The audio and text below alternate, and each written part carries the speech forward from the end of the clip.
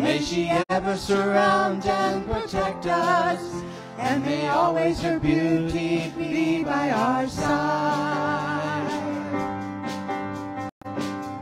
Our love has grown into a home, and suddenly everything I've learned has a place it can start. 'Cause finally love has come and taken a place in our heart. This is our welcoming. Open up and let it in. Feel it happening. Spirit's beckoning. Welcome to our welcoming.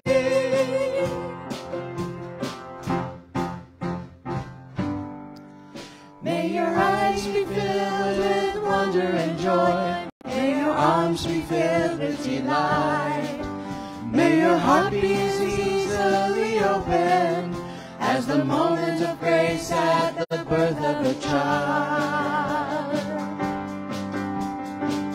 Love's gentle touch shows me so much, and suddenly everything I've learned there's a place that can start. 'Cause finally love has come and taken a place in our heart. This is our welcoming. Open up and let it in. Feel it happening. Spirit's beckoning. Welcome to our welcoming.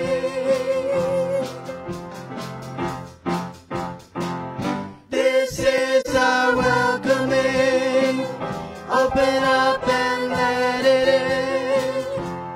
Feel it happening. Spirit's beckoning. Welcome to our welcoming.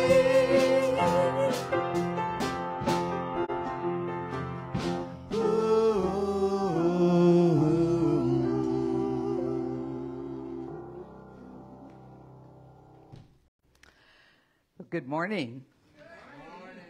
All right. You remembered. As most of you know, I'm Reverend Vicky Elder, and it is my joy and honor to welcome you to Unity of Monterey Bay, a beloved community co-created with love and intention that welcomes all races, nationalities, cultures, and religions, whatever your immigration status, sexual orientation, gender identity, and or abilities. Whether you're here with us in person or joining us virtually, we know that love knows no boundaries. We are one in spirit. As a purpose-driven church, Unity of Monterey Bay is an inclusive spiritual community committed to co-creating an environmentally sustainable, spiritually fulfilling, socially just, and compassionate human presence on this planet. We celebrate our oneness and honor the God of each of our understanding, affirming the innate good and divine essence within each and every individual. Would you please join me in our statement of faith? There is only one presence and one power in the universe, God the good, expressing as infinite God beyond us, intimate God beside us, inner God being us, divine love in action. And now let's take this affirmation of truth even deeper into our hearts and minds in prayer. Today, let us pause and center ourselves in the infinite wellspring of life and love that we call God, as we affirm our capacity to thrive in joy and wholeness, in spite of outer conditions or circumstances, by drawing our strength and energy from the ever-refreshing, ever-renewing divine source. Turning away from all that burdens us, all that wears us down, all that appears troubling or worrisome in the world, we claim the wholeness that is our divine right. We claim vibrant health and energy in our bodies, joy in our hearts, and peace in our souls. And in gratitude, we affirm together, thank you, God, for this most amazing day. Miracle follows miracle, and wonders never cease. Amen and amen. Well, it's the first Sunday of the month, which means it's October birthdays. And anyone else who wasn't here to get your birthday celebration, you're welcome to come on up as well. All right. Happy birthday to you. Happy birthday to you. Happy birthday, you're wonderful. Happy birthday to you. God is blessing you now. God is blessing you now. God is blessing you, you're wonderful. God is blessing you.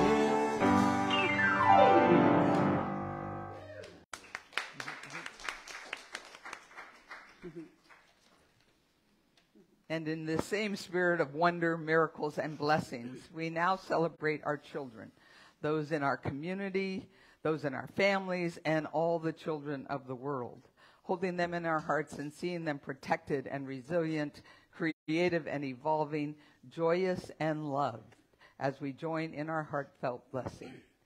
We love you, we bless you, we appreciate you just the way you are.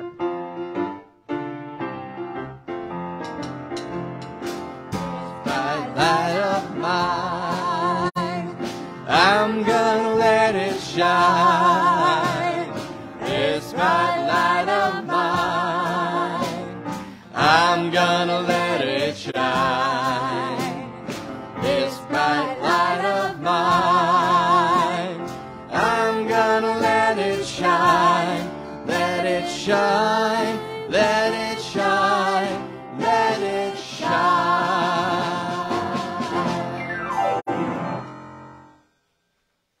So let's now all take a deep breath in and let it out with an audible sigh. As we center ourselves to embrace this blissful interconnection with Spirit, and we invite the chime to call us into this sacred space within.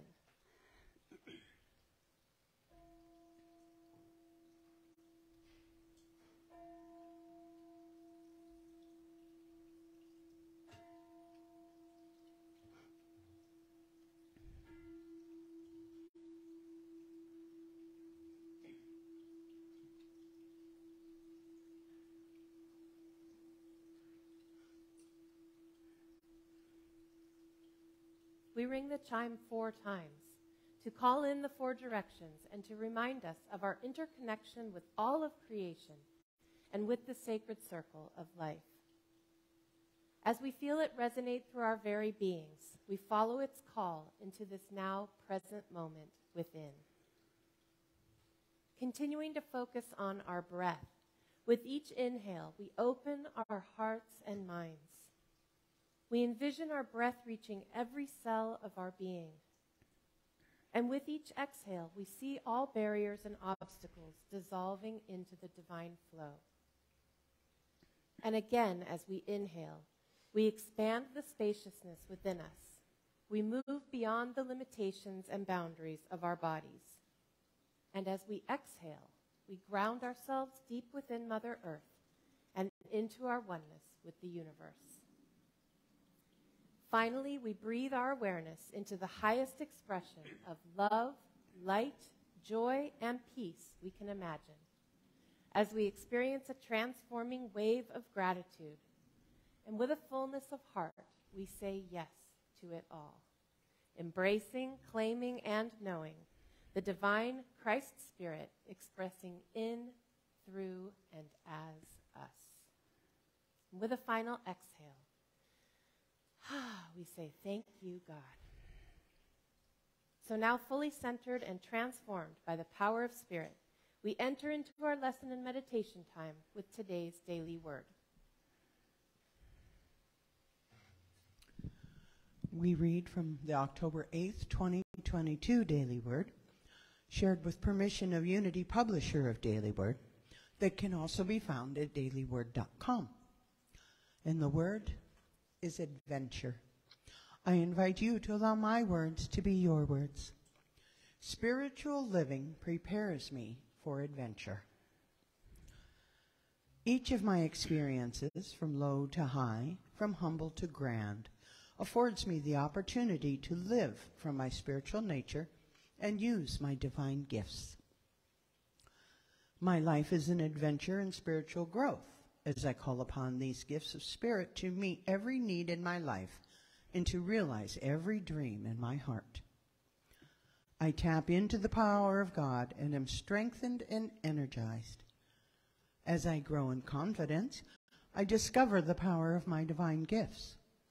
With faith and trust, I live fully, embracing my pleasant experiences and facing up to my challenging ones. I am adventurous, expressing myself with joy and confidence.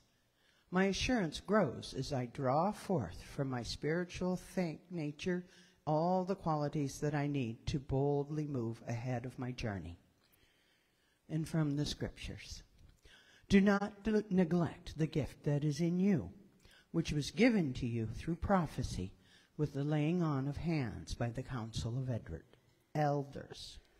1 Timothy chapter 4, verse 14.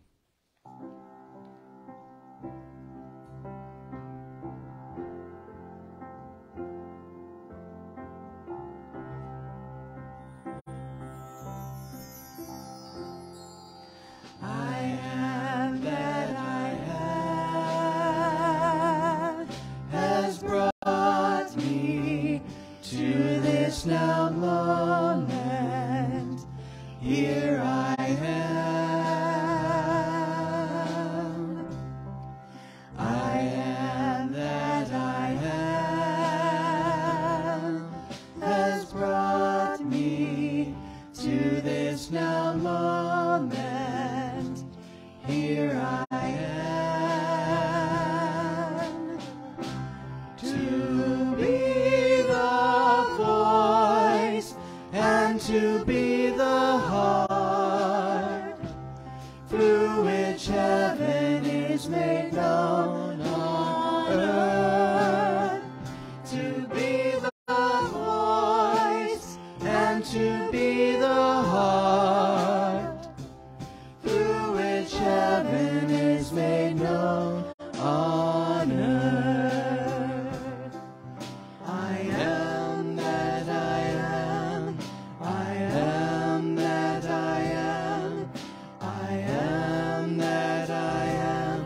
I am. I am that I am.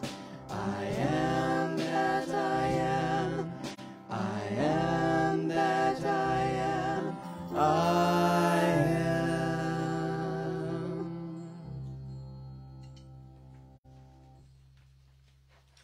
In witness to the wisdom of the many paths to the sacred, we read from 3 sacred traditions on this morning's topic, spiritual ripening. From Buddhism, drop by drop is the water pot filled. Likewise, the wise man, gathering it little by little, fills himself with good. From Sufism, your task is not to seek for love, but merely to seek and find all the barriers within yourself that you have built against it. And from Christianity, my brothers and sisters, whenever you face trials of any kind, consider it nothing but joy, because you know that the testing of your faith produces endurance. And let endurance have its full effect, so that you may be mature and complete, lacking in nothing. James chapter 1, verses 2 through 4.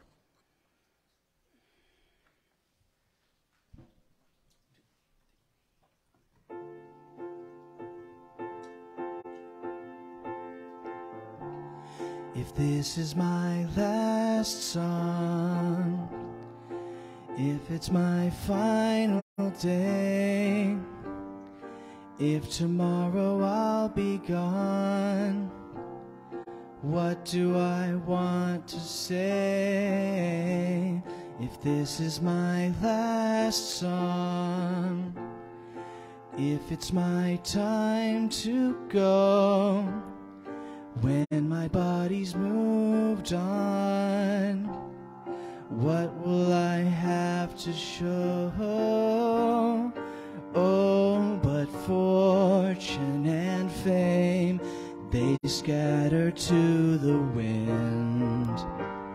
The things that make a name just don't matter in the end.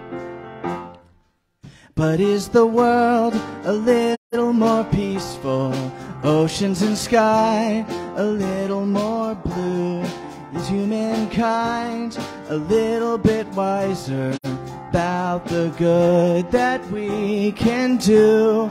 Does the sun shine a little bit brighter where before there was only rain? If so, then I'm glad I came. If these are my last words for all of the earth to hear, if all I have ever done is about to disappear, if these are my last words, there's nothing I need to say. I have only tried to serve. It's never been about talking anyway. So much hurt there is to heal, it's hard to understand. All I can hope to feel is I am doing what I can.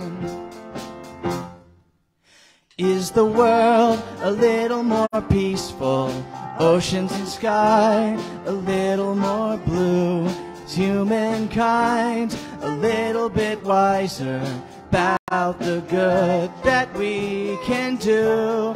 Does the sun shine a little bit brighter where before there was only rain? If so, then I'm glad I came. Have I given hope to the hopeless? Has a hungry soul been fed? Has a child stood a little bit taller 'cause of something that I said? Have I left a little kindness? Have I eased a little pain? If so, then I'm glad I came. For that, I'm so glad I came. If this is my last song, what do I leave behind? What do I pass on if I am out of time?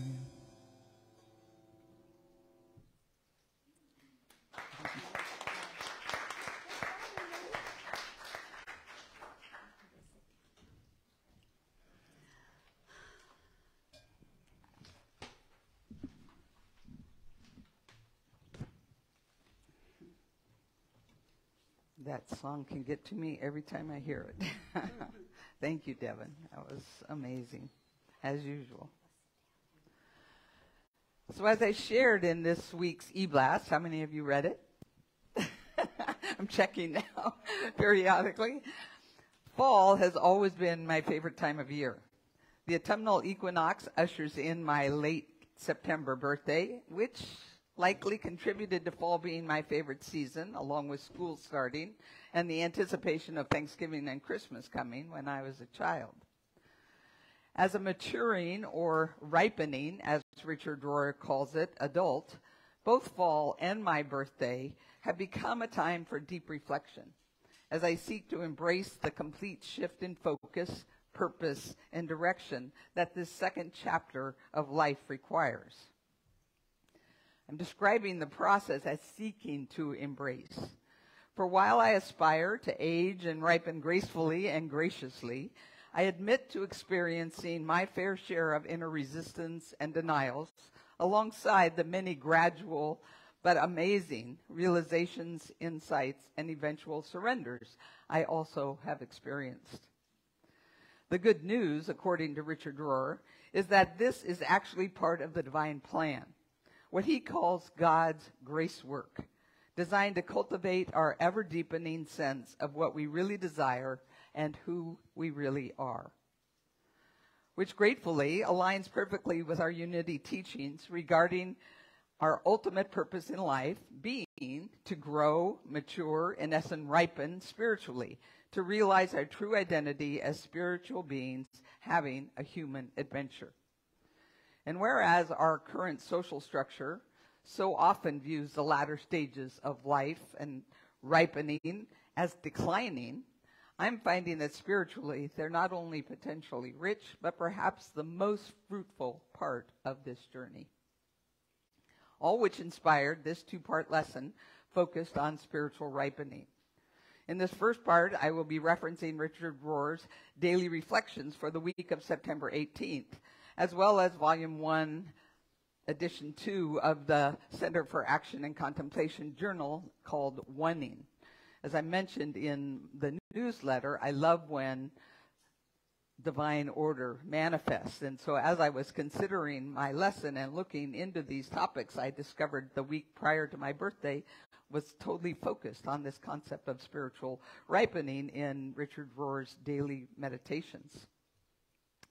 Both of those, that week of messaging and the journal, focus on the latter stages of ripening, which according to contemplative elder and Benedictine Sister Joan Chichester, could also be described as simply learning to live well.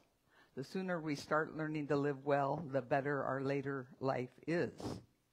Next week, in part 2, we're going to look at some of the practical tools we can use to more fully embrace all phases of this life journey as an adventure, as stated in our fall affirmation, which most of you should have gotten when you came in or seen it in the e-blast. My life is an adventure in spiritual growth as I live from my spiritual nature and use my divine gifts. Let's affirm that together. It's up here on the screen. My life is an adventure in spiritual growth as I live from my spiritual nature and use my divine gifts. So Rohr explains the choice of the word ripening as a way to help us move beyond any exclusive concern with physical aging and also address notions of maturity, eldership, staging, sequencing, growth, and direction. I like that I inherited, when I got married, Rory, this name elder. It fits with church work and such, and it also makes me aspire to actually live into the concept.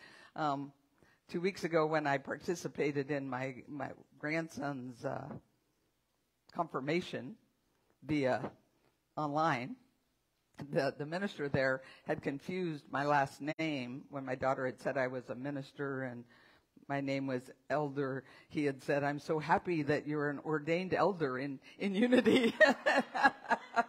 And so I shared with my daughter, I said, "You might want to straighten that up with him." So anyway, it is a good last name to have when you're doing ministry work, but it definitely calls me to step up all the time. This idea that Rohr wants to explore also explicitly asks the questions, where is this thing called life headed? Who sets the standard, or is there even a standard that exists? And in response to these questions, Rohr begins with Jesus' parable of the sower, which describes the 4 kinds of soil and their differing potential for seed growth. You remember the sower that went out and he threw seed on the path and the birds ate that, and he threw seeds in the rocks and there was just a little bit of dirt, so the weeds sprouted up but then quickly died because they couldn't set roots And he threw some in the thorns, and they got choked out by the thorn bush. And finally, he threw some on good soil where they blossomed and bloomed and created, bushels of wheat. It's a metaphor for our spiritual consciousness, that some of us show up in each of those situations at various times in our lives, and that what we're working towards is to be the good soil, so that when the God seed gets planted in us, it is able to flourish and grow. He goes on from there to note that there are now multiple spiritual, psychological, and sociological schemas that serve to clarify that there is indeed a clear direction and staging to maturity and therefore to human life. And in all of these studies, there's a remarkable amount of agreement about what these stages of human maturity look like. He goes on from there to note the value of being able to chart the trajectory of our growth and maturity in order to discern the criteria for the fullest human response. If we want to be able to learn and actively pursue spiritual maturity, it's good to know what the criteria are.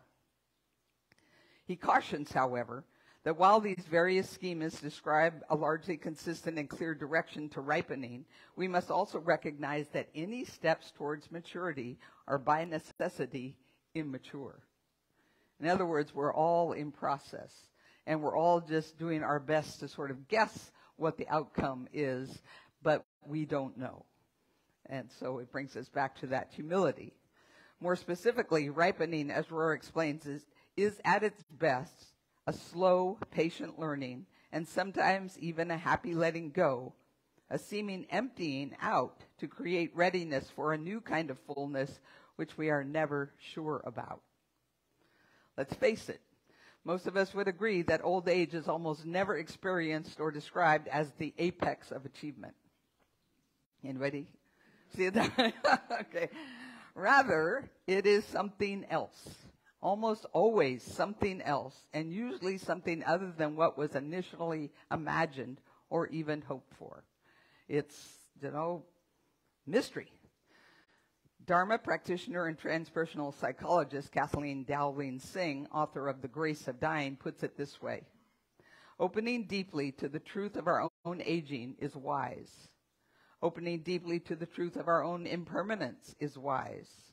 Although such opening may not come easily at first, we all know how the ego tends to resist vulnerability, it is important to do so if we wish to mindfully use the time remaining to us. She goes on to explain that living the life of an elder is to ripen into being more than simply elderly, more than just old. Specifically, it involves ripening into clear-eyed acceptance of the way things actually exist. The ripening involves for each of us many difficult reckonings in the multifaceted, multidimensional understanding that everything that can be lost will be lost. In short, the delusions of control that many of us are able to sustain during our earlier seasons of our lives ultimately fall away. Regardless of our socioeconomic, educational, or other worldly status, the inevitability of physical decline and ultimately of death begin to loom large, ushering in a new terrain of unknown and mystery with questions that can tap into reservoirs of fear even in the most faithful. For example, I'm not afraid of death, but dying? Possibly losing physical and or mental capacities, possibly physically suffering, maybe becoming a burden on my children, just not knowing what it's going to look like. It's definitely a humbling process. If we're willing to ripen into clear-eyed acceptance of the way things actually exist. But it's also a perfect opportunity to awaken into God's grace work. Of course, ripening is not obviously only brought about or only given an opportunity through. Let me start over. Ripening is not the only way that we awaken, of course. Many experience that moment or moments that change everything much earlier in life through major challenges like life-transforming illnesses or a significant loss or life transition or through spiritual seeking.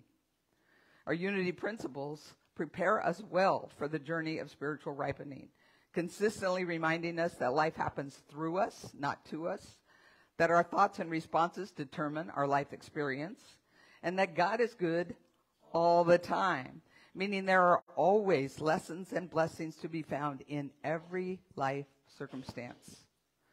Nevertheless, having experienced a number of life-changing awakening moments in my own life, both through challenges and through spiritual seeking, I can attest that the challenges of aging offer their own unique opportunities for spiritual ripening and reflection.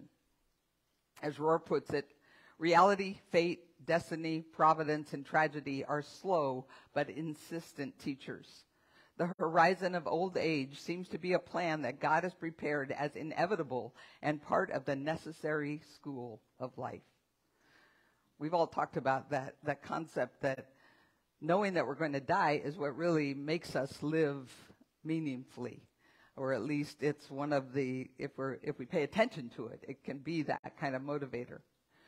So Rohr challenges us to fully engage this second half of our lives, saying nothing can inhibit our second journey except our own lack of courage, patience, and imagination. Our second journey is all ours to walk or avoid.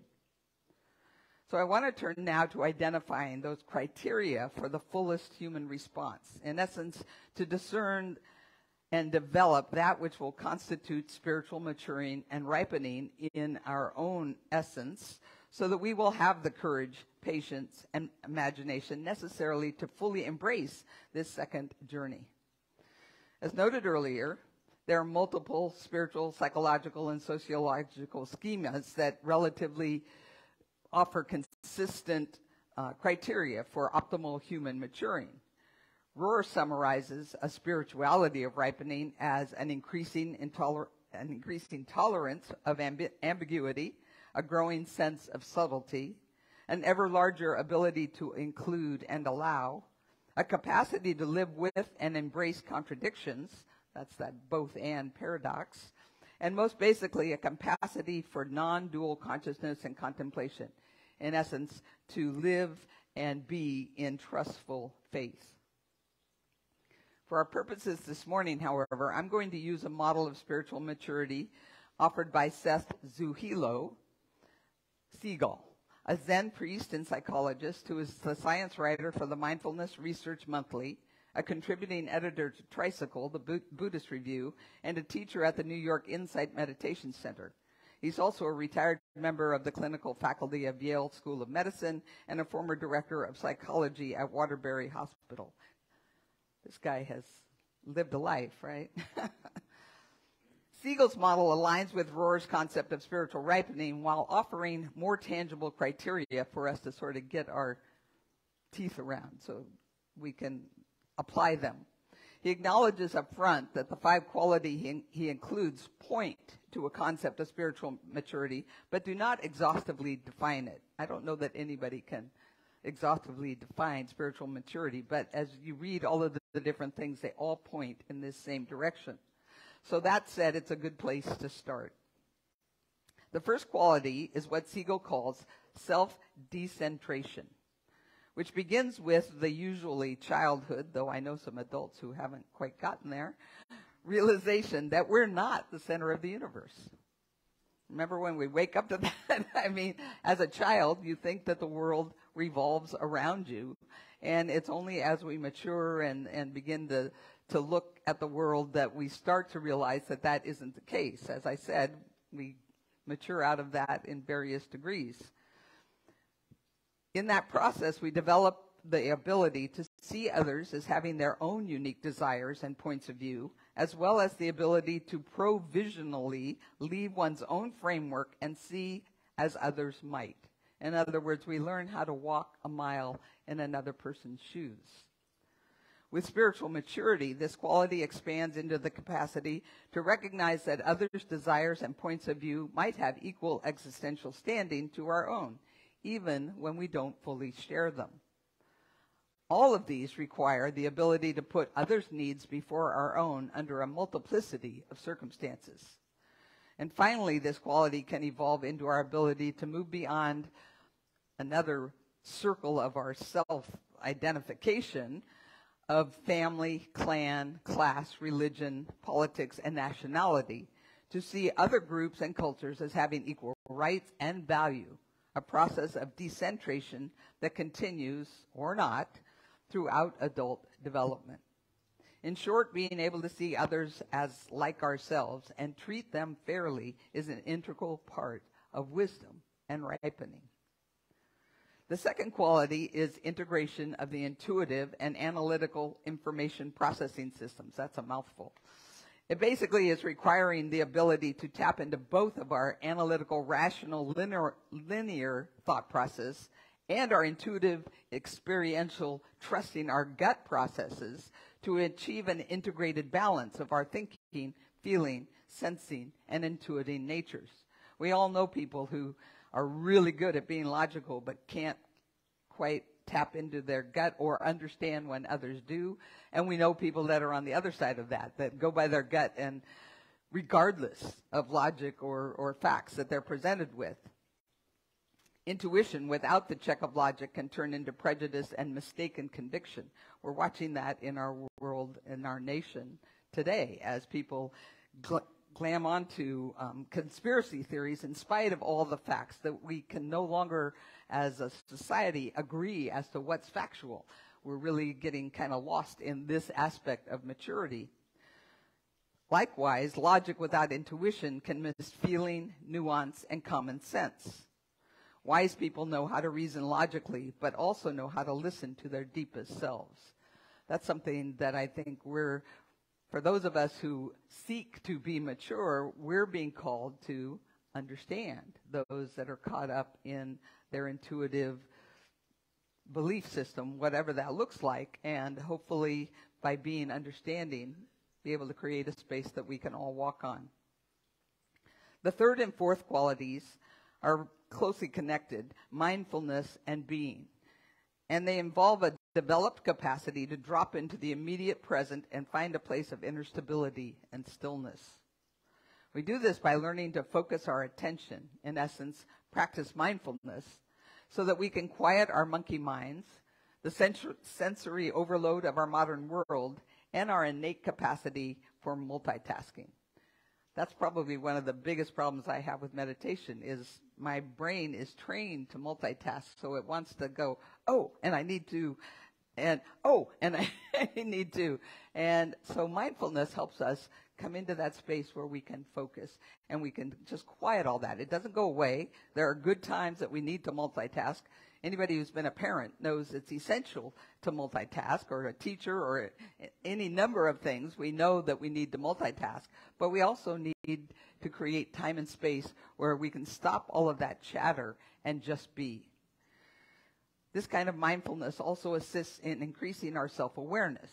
For example, being able to observe both our intuitive, experiential, and rational verbal thought processes so that we can begin to more easily navigate and integrate the two.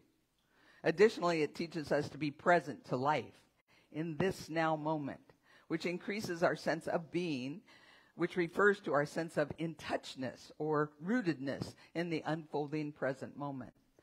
We all can tell when someone is present with us, or when they're standing there, but they're not there. Or we can even watch them look across the room or be focusing on others or other events and such when we're trying to be present with them. It's an essential skill that we learn, how to be present not only to ourselves, but with other beings. As we increase our capacity to abide within the moment, in our bodies, and in intimate connection with whatever phenomena manifests within the circle of our awareness, we feel more deeply connected to ourselves, others, and the natural world in heartfelt ways. In other words, we feel more alive.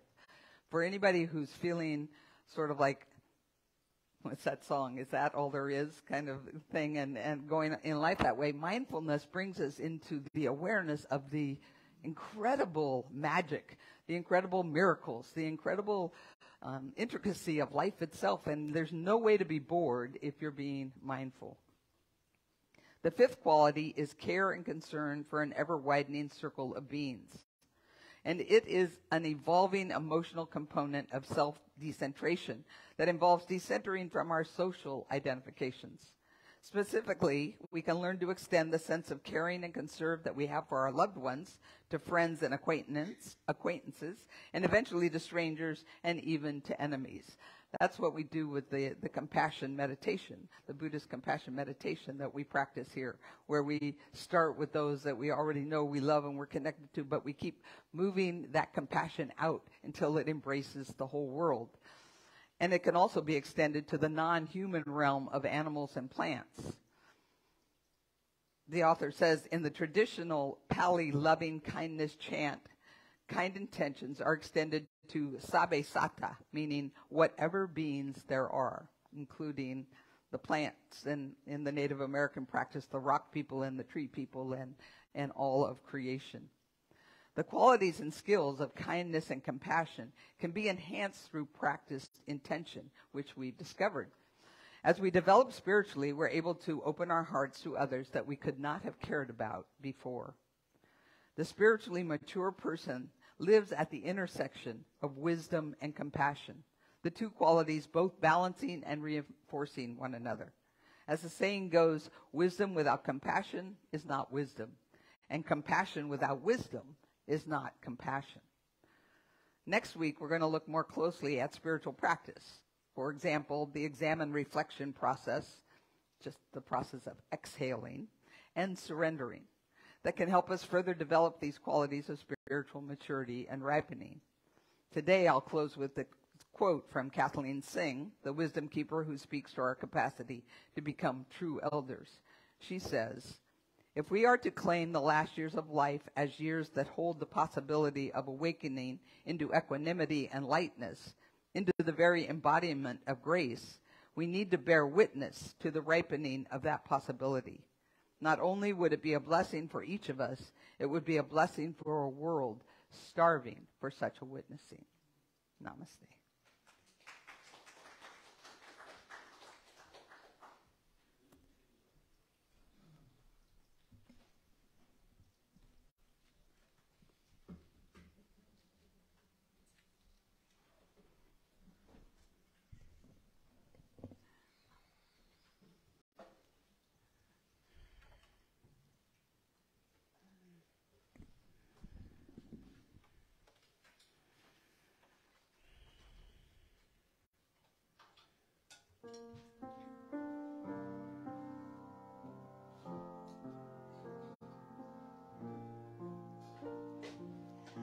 I rest in God, God rests in me. I rest in comfort and release. I rest in God, God rests in me. I rest in comfort and release. I rest in God, God rests in me. I rest in comfort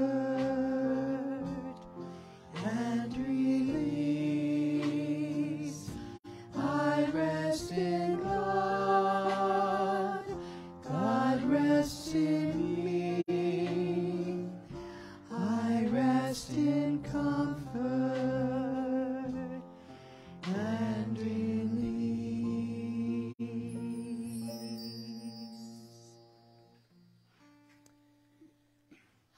So we've come to that time in our service now when we have an opportunity to take these concepts into some time of gentle rest and contemplation. So just beginning to bring your awareness to this present moment. Bringing your awareness into your body. Just becoming aware of your body sitting here. Feeling the support of the pew beneath you. allowing your body to sink a little more deeply into your seat.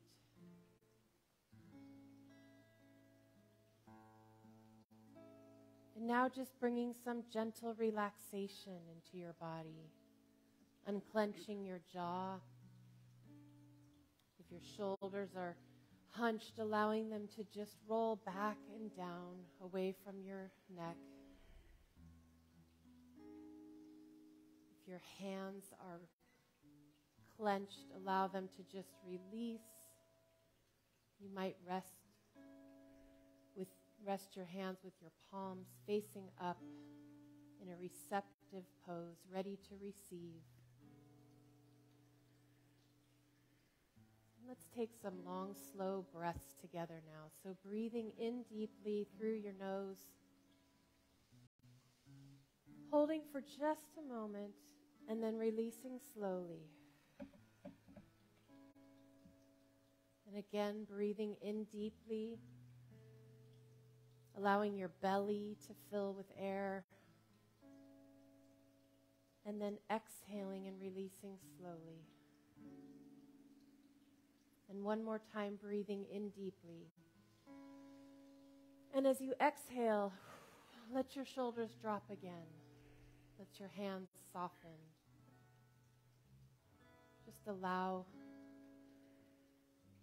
some quietness and some peace to come into your body.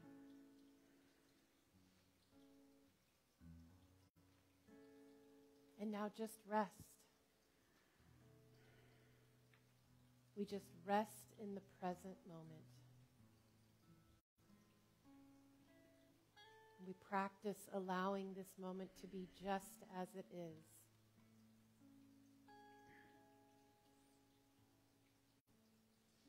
Practice allowing ourselves to be just as we are.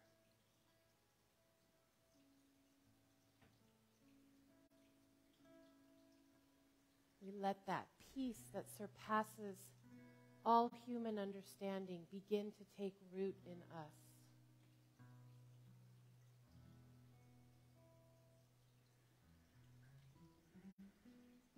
Stillness,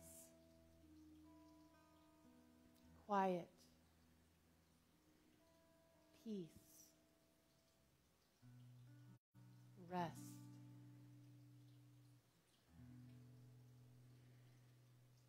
We allow ourselves to feel the exquisiteness of this moment. This life that is coursing through our veins.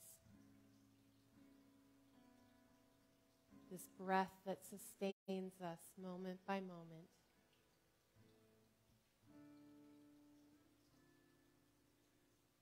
This loving presence of spirit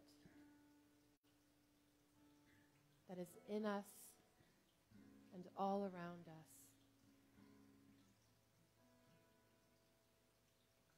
And we allow ourselves now to just revel in the perfection of this breath, this body, this life.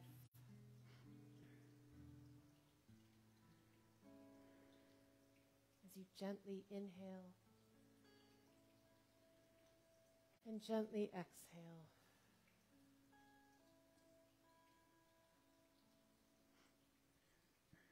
So I invite you now to just rest for a few moments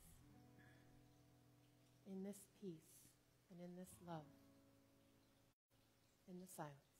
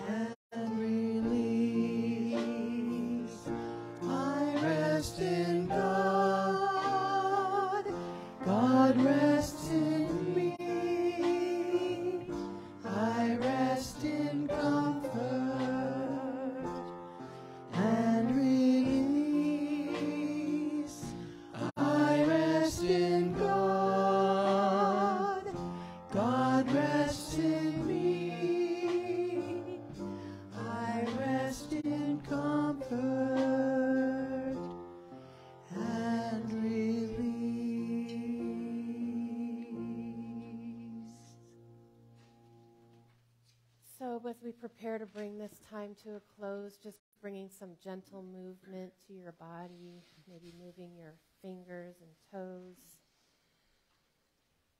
And as we return to this time and space, we do so with our hearts filled with gratitude for an experience of this place of peace, for the knowing that we can return to this place in any moment, that it's just a breath away, and for that infinitely loving presence of God that is always available to us.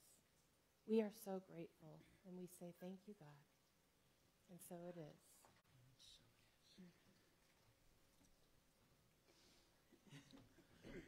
Unity of Monterey Bay is the collective consciousness and commitment of all of us who give of our time, treasure, and talent in order to sustain the spiritual community that is dedicated to transforming lives. We know that prosperity is a state of mind that finds blessings in every situation, in abundance, in joyous generosity. We transform all appearance of fear or lack into a faith-filled peace of mind by shifting our attention of thoughts of gratitude for the abundance of God's good in our lives. And with our hearts and minds overflowing with gratitude, we breathe into the divine flow of God's good, trusting that we are enough, and that we have enough, and that there always is enough to both have and to share. And again, we are grateful to all of you for your online giving through our website at unityofmontereybay.org and through your mailed-in offerings, including those who have set up automatic giving with your banking institutions. We are truly blessed. And for those of you here in person, the baskets are in the back by the door or at the end of the last pew. And you can drop your offering as you leave this morning, or you can use your credit card in the sacred grounds. And if we still are accepting donations towards the carpet campaign, so just wanted to throw that out there too, and make sure you notate that if you write a check in the memo spot. And now, from this place of faith and gratitude, I invite you to join me in mindful intention in joining in our offertory blessing. I am an open channel for God's infinite good. Divine love flowing through me blesses and multiplies everything I give and everything I receive. I am both blessed and a blessing. Thank you, God.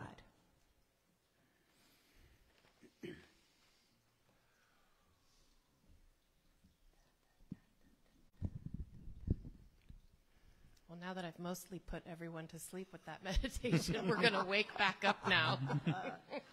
Don't want you all floating out of here like zombies.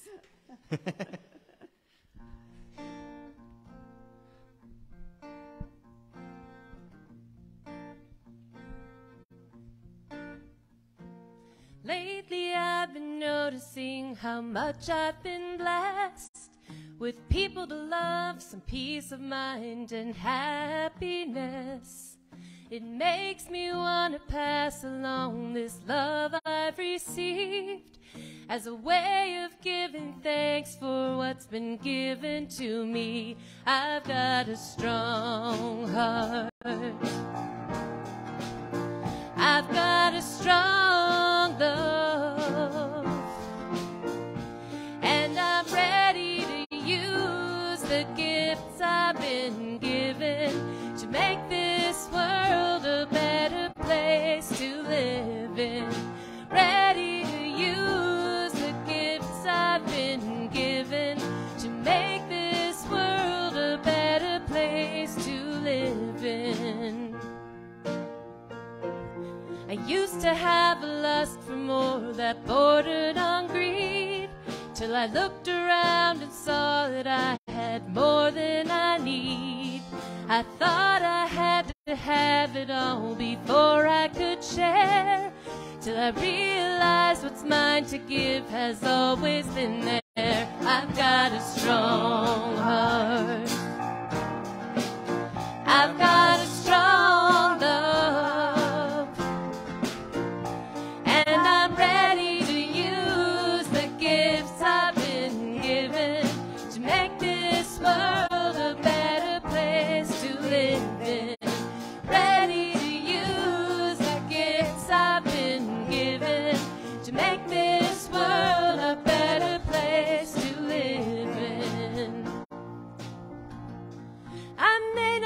make a difference that the whole world can see.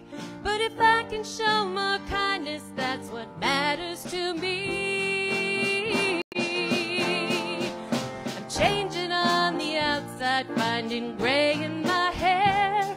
But the difference on the inside is that I don't care.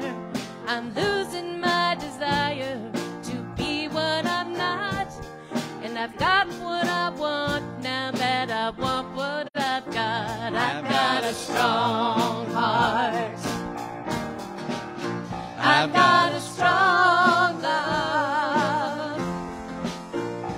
And I'm ready to use the gifts I've been given to make this world a better place to live in. Ready to use the gifts I've been given to make this world a better place to live in. I'm ready to use the talents you possess. The world would be sad and silent if no bird sang but the very best. To live in. Ready to use the gifts I've been given to make this world a better place to live in.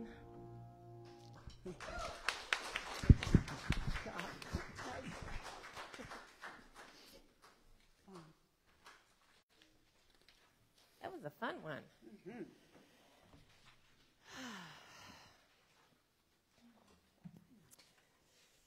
So as always, we want to thank both our musicians that are here with us and the composers whose music we use. So that was Janice Stanfield and Greg Tamblin. We also want to thank Richard Burdick, Daniel Namod, and Kenny Loggins. And of course, our awesome music team. We had a solo by Devin today, so awesome to have Devin with us. We've got David here on bass today. Yay!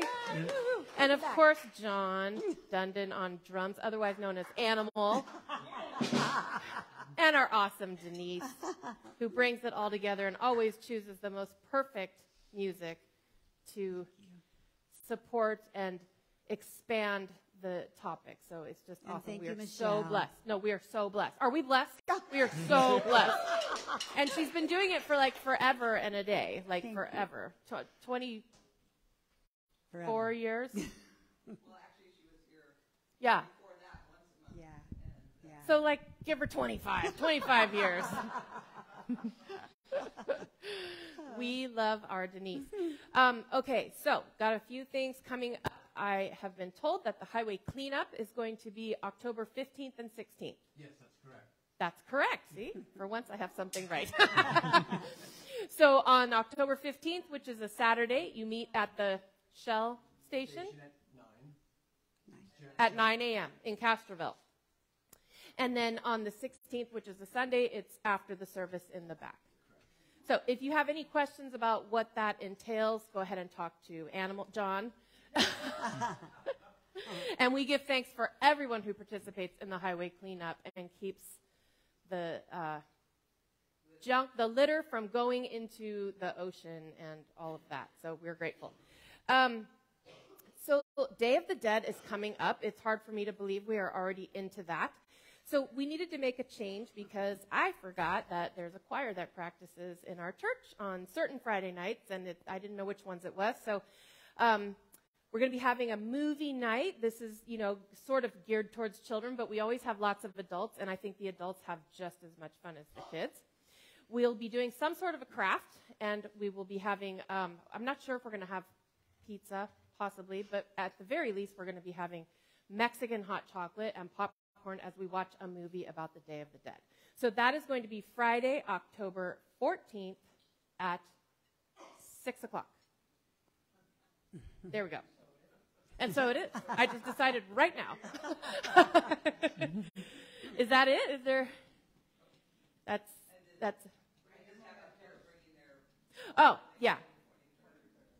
Okay, yeah. If it's going to be up earlier than that, I'll let everyone know, but I think that will be safe. So if you haven't participated before, we do Day of the Dead here at Unity of Monterey Bay, and you are all invited to bring in mementos or photographs of a loved one that has passed that you are honoring, and remembering, or multiple loved ones. And we also honor pets. We consider them family, so many people bring in pictures of their pets.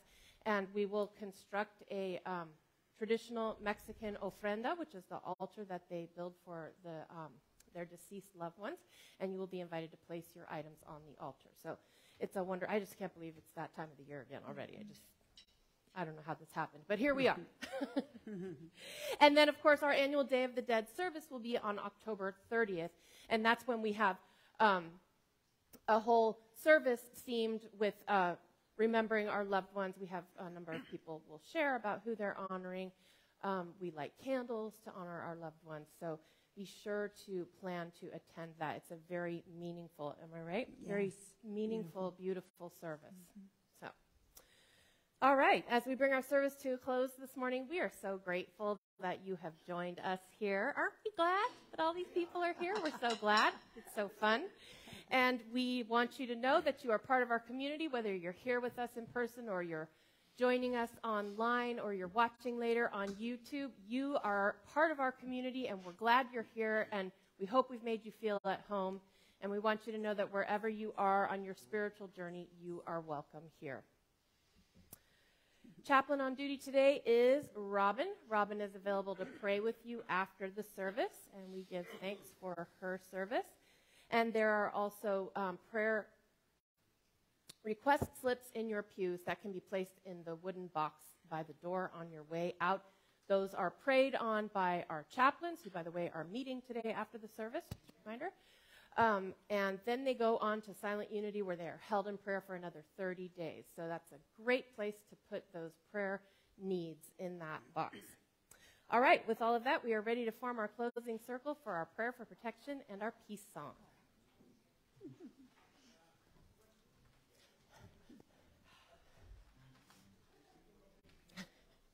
Where myself at? Join your hands, yeah. Make us smile so good. Come on.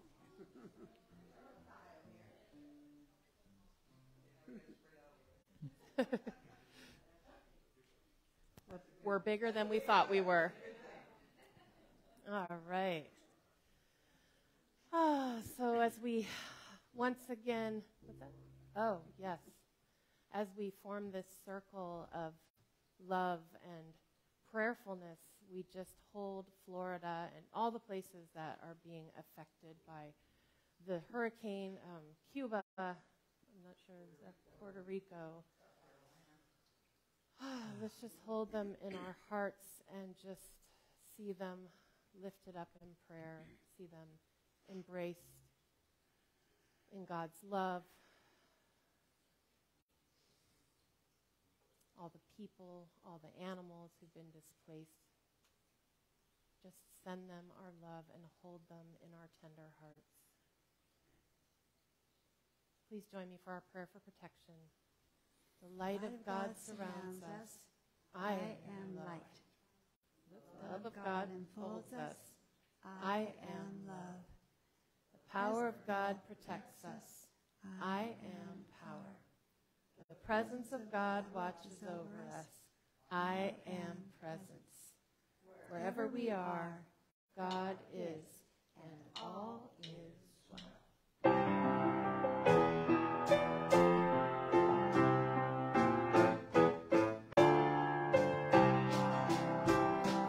Let there be peace on earth, and let it begin with me. Let there be peace on earth, the peace that was meant to be, with God as creator, family all are we. Let us walk with each other in perfect harmony. Let peace begin with me. Let this be the moment now. With every step I take, let this be my